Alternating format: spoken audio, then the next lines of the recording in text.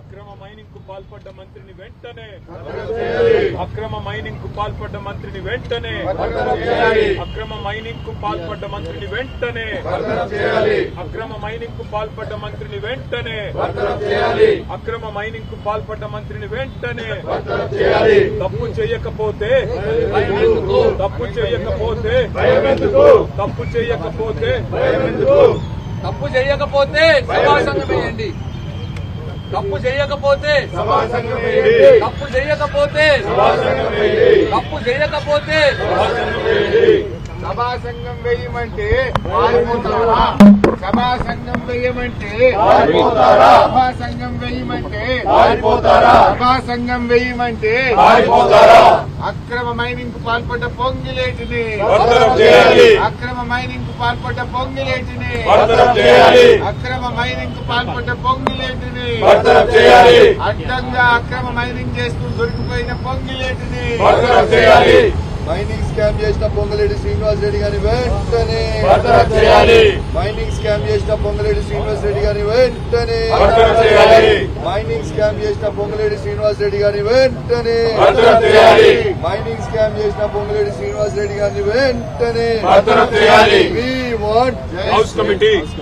We want House Committee. We want House Committee. We want House Committee. We want House Committee. We want House Committee. We want House Committee. We want House Committee. We want House Committee. Mining scam చేసిన పొంగులేటి శ్రీనివాస్ రెడ్డి గారిని వెంటనే బర్తరఫ్ చేయాలి. Mining scam చేసిన పొంగులేటి శ్రీనివాస్ రెడ్డి గారిని వెంటనే బర్తరఫ్ చేయాలి. మైనింగ్ స్కామ్ చేసిన పొంగులేటి శ్రీనివాస్ రెడ్డి గారిని వెంటనే బర్తరఫ్ చేయాలి. మైనింగ్ స్కామ్ చేసిన పొంగులేటి శ్రీనివాస్ రెడ్డి గారిని వెంటనే బర్తరఫ్ చేయాలి.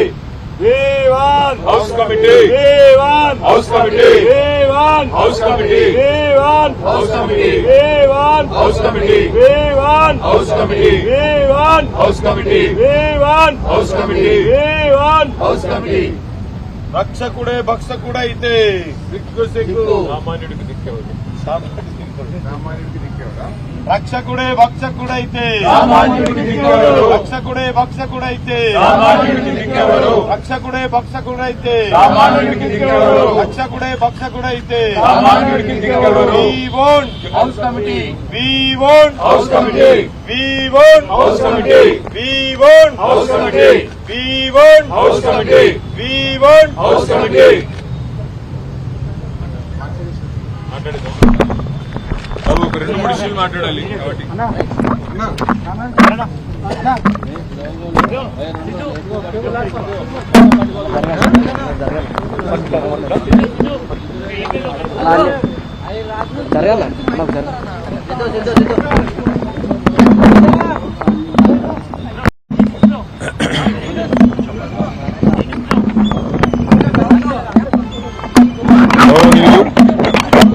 మా శాసనసభ పక్ష ఉపనాయకులు శ్రీ హరీష్ రావు గారు నిన్న ఈ రాష్ట్ర ప్రభుత్వంలో నెంబర్ 2గా ఉన్న ఒక మంత్రి గారి స్కామ్ను ఆయన కుటుంబానికి సంబంధించిన కంపెనీ ఎంత దారుణంగా నిబంధనలను ఉల్లంఘించి అక్రమ మైనింగ్కు పాల్పడ్డ విషయాన్ని ఆధారాలతో సహా అది కూడా ప్రభుత్వమే ఇచ్చిన డాక్యుమెంట్లతో సహా బయటపెట్టేసరికి ముఖ్యమంత్రి గారు ప్రభుత్వం ఒక్కసారిగా బిత్తరపోయింది, ఒక్కసారిగా కలవరపడ్డది.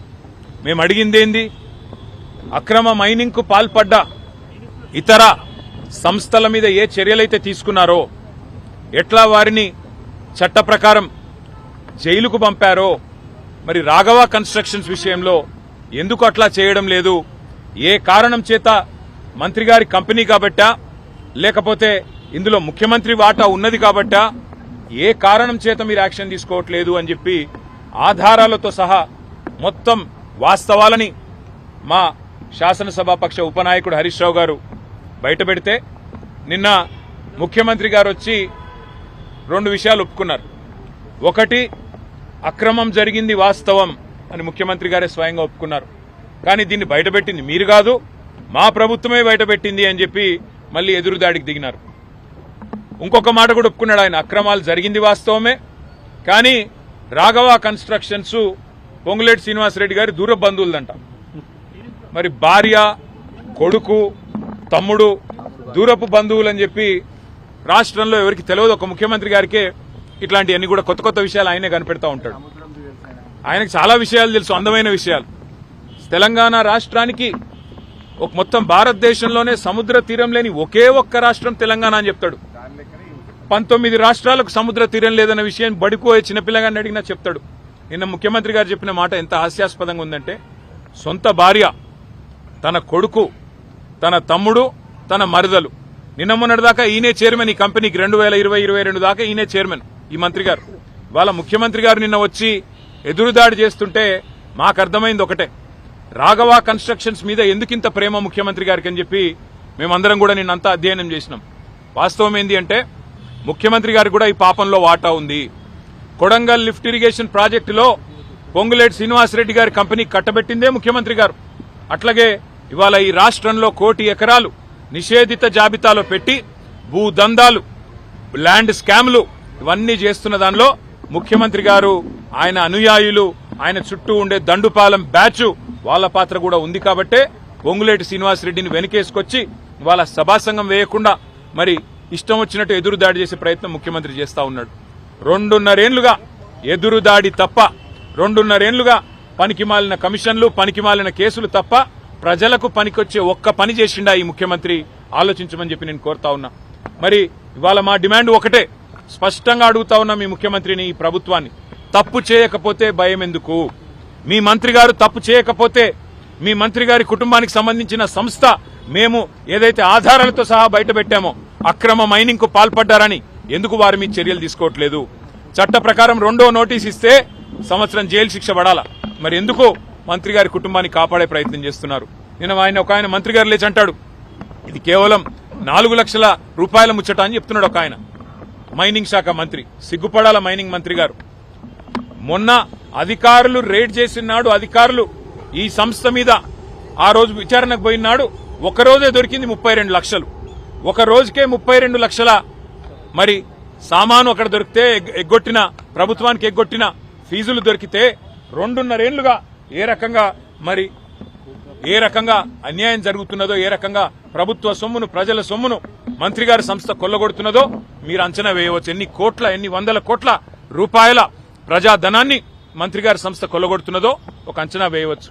అట్లాగే ఇది ఒకటే కాదు, ఇవాళ కోకాపేటలో భాగ్యలక్ష్మి మైనింగ్ అని మరో కంపెనీ, ఇది ముఖ్యమంత్రి గారి అత్యంత దగ్గరి బంధువు, ఆయనకు వరుసకు బామ్మర్దయ్యే రమేష్ రెడ్డి గారు అనే వ్యక్తిది భాగ్యలక్ష్మి మైనింగ్ కోకాపేట.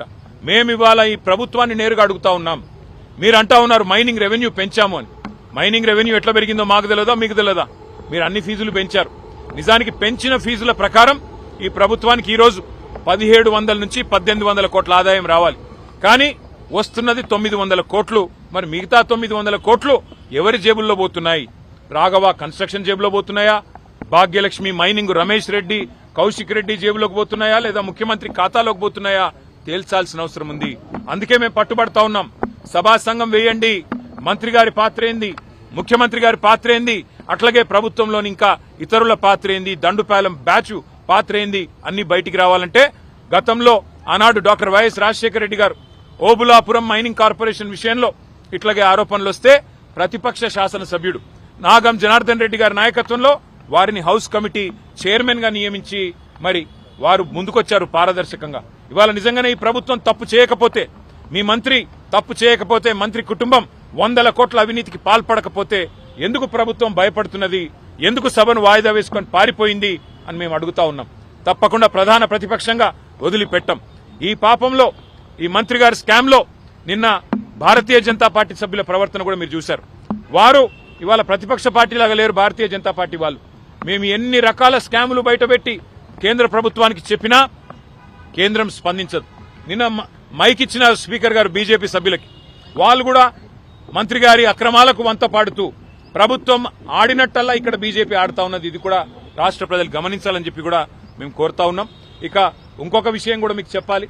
మంత్రి గారి విషయంలో ఖచ్చితంగా ఏ మంత్రి అయితే ఇల్లీగల్ మైనింగ్ కు పాల్పడ్డాడో, ఏ మంత్రి గారి కుటుంబం అయితే ఇల్లీగల్ మైనింగ్ కు పాల్పడ్డదో, ఏ మంత్రి గారి కుటుంబం అయితే ఇవాళ 1 కోటి ఎకరాల భూములను పట్టా భూములను నిషేధిత జాబితాలో పెట్టి ఇవాళ ప్రజల సంపద కొల్లగొడతా ఉన్నారో, ఎవరైతే ఈరోజు ప్రైవేటు భూముల్లో కూడా గూండాలను వేసుకుని వెళ్లి మరి కబ్జాలు పెట్టే ప్రయత్నం చేస్తా ఉన్నారో వదిలిపెట్టమనే మాట కూడా మేము హెచ్చరిస్తూ ఇంకొక విషయం కూడా చెప్పాలి.